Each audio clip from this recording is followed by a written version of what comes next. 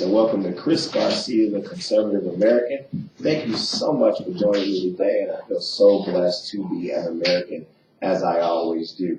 I'm glad that you are joining me today and listening to me, and I'm telling you, I am just so proud and so fascinated that Donald Trump is our president. I'm telling you, I'm being handed my flag right now, as I always. I'm sorry. Let me start off my show so you all know it's not a clone of me, it's me. Because you know I'm a patriot and I'm going to wave my flag every day. If you don't like this flag, if you don't stand for the stars and stripes, then let me tell you something. There is a wall and a door about to be built, and you can go on the other side and you can get out of here, because I love our country and I love the United States of America.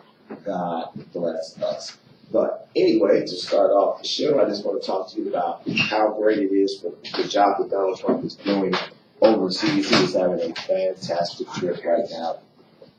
And I'm just so proud and so blessed that our president. Did you see what he did today?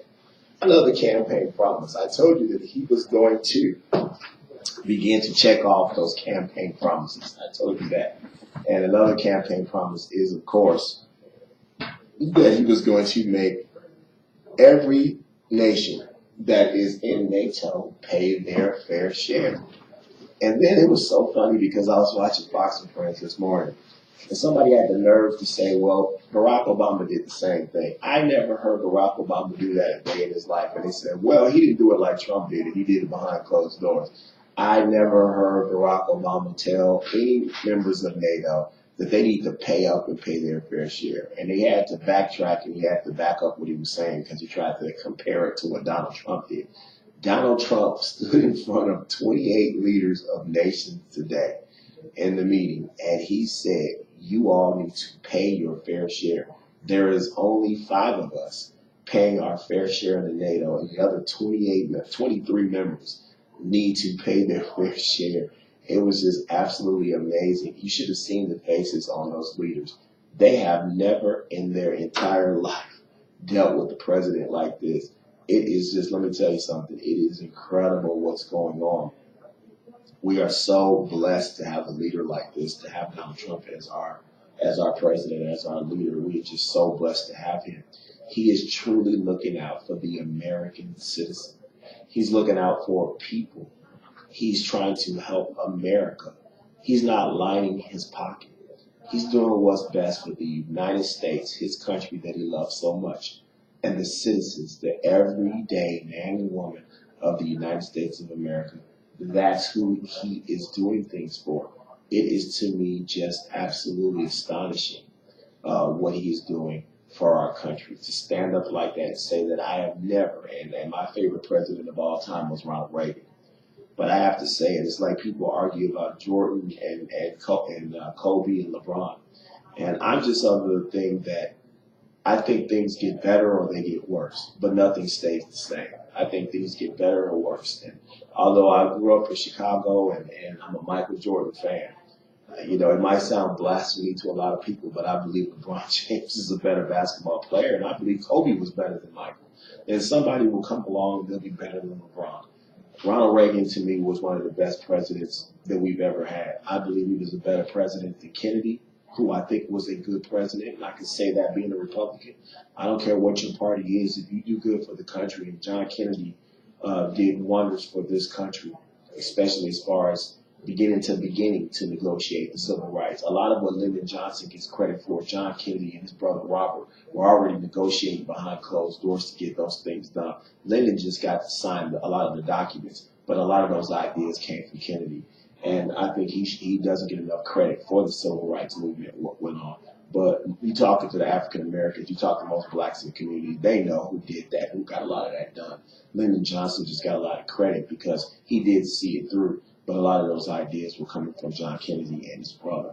But anyway, getting back, I think that Donald Trump has a chance to be a better president than Ronald Reagan was. And I think Ronald Reagan was the most patriotic lover of this country. And, of course, he's from Illinois, so I have a little soft spot for him. But standing up to the Russians during the Cold War, getting the wall torn down in Berlin, and the domestic things that he did, reforming welfare, so many of the things that Ronald Reagan did, and he stood for tax breaks, which we saw the largest expansion of wealth in our country ever in the history of the United States. Some of the things he did was just incredible, but I think Donald J. Trump has a chance to be a better president than Ronald Reagan, and that's saying something. I mean, this man has barely been in office 3.5 months, and look at the things that he's done. He's already allocated money to get the southern wall built to keep our country safe. He has, first of all, one thing that people don't talk about, you have to call things for what they are. And just the fact that he called out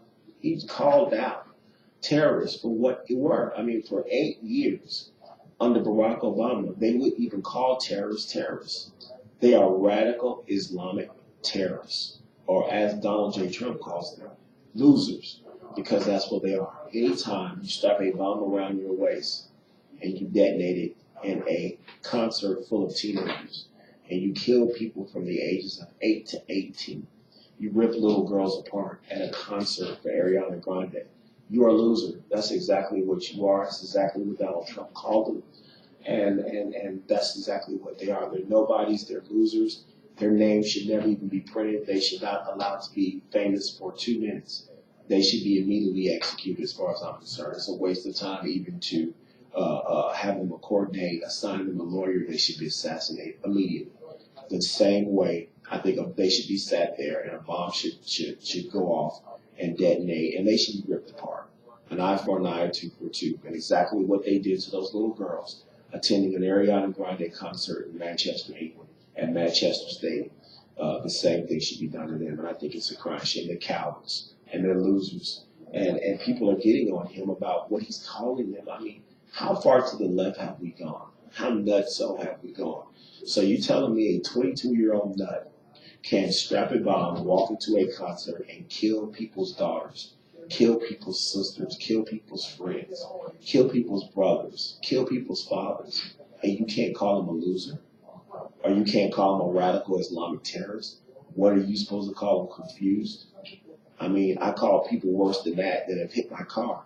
I mean, it's just amazing how socially correct we have to be, how politically correct we have to be. How far has those Nancy Pelosi, Dianne Feinstein, San Francisco nuts, how far have those Bernie Sanders socialists, Barack Obama socialists, how far have they taken this country to the left? When you can't even call them what they are. They are losers. They're nuts. That's exactly what they are.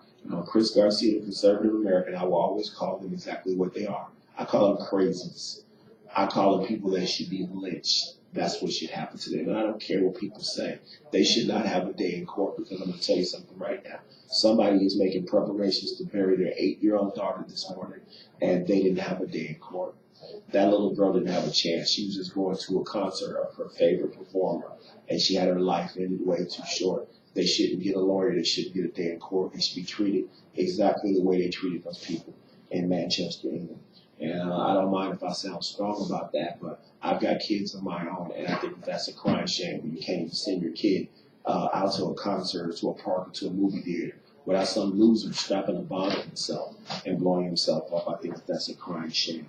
So I just think it's so wonderful that we have a president that will step up and call them exactly what they are, losers, nuts, radical Islamic terrorists, because that's exactly what they are, and that's exactly what they should be called. And I feel so blessed to be an American when I saw Donald John Trump stand up and call them that. I feel so proud to be an American when I see our leader make the Saudis pay for protection. Because let's make no bones about it, that's exactly what it is. Why should Americans, why should taxpayers pay to protect them? So let me get this straight. We buy most of their oil. We are the #1 consumers of Saudi oil. OPEC has run this country economically for years. We should pay them for oil. We should pay to protect them.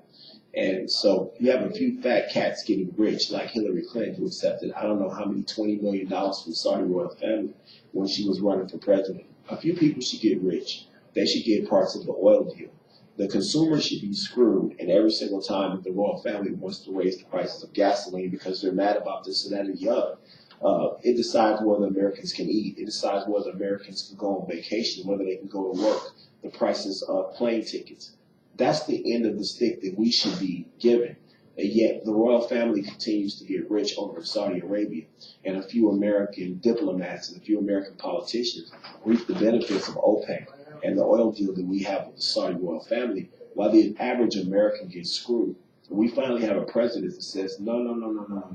We will protect you. We will protect you from Iran and other countries. But you're going to pay up. And you know what? Not only are you going to pay your own way, that's $110 billion being taken away out of our budget that the taxpayers don't have to take care of.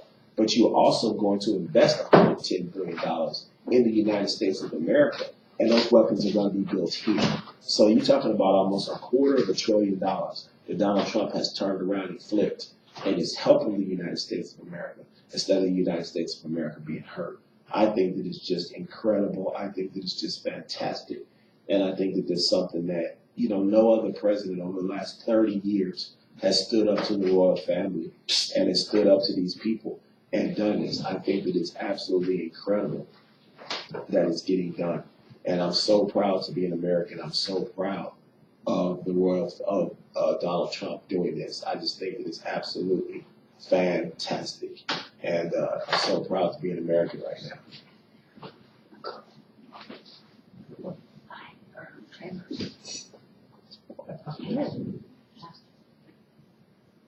I'm so proud right now to be an American, and I'm so proud of Donald J. Trump being our president.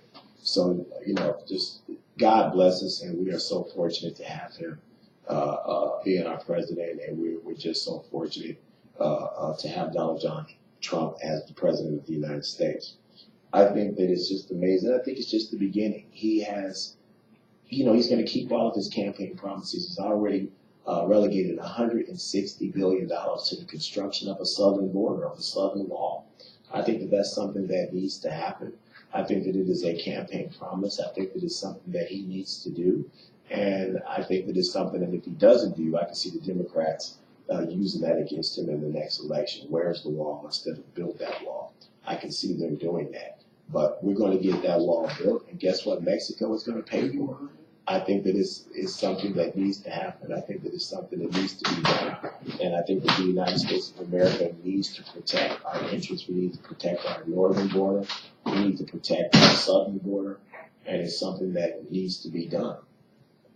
I think, who is it? I don't know, it's some girl, I can't tell who it is. It's far away. She's by the trailers hanging out. What trailer? The trailers back there. I won't put this one up there. I don't know what he's doing.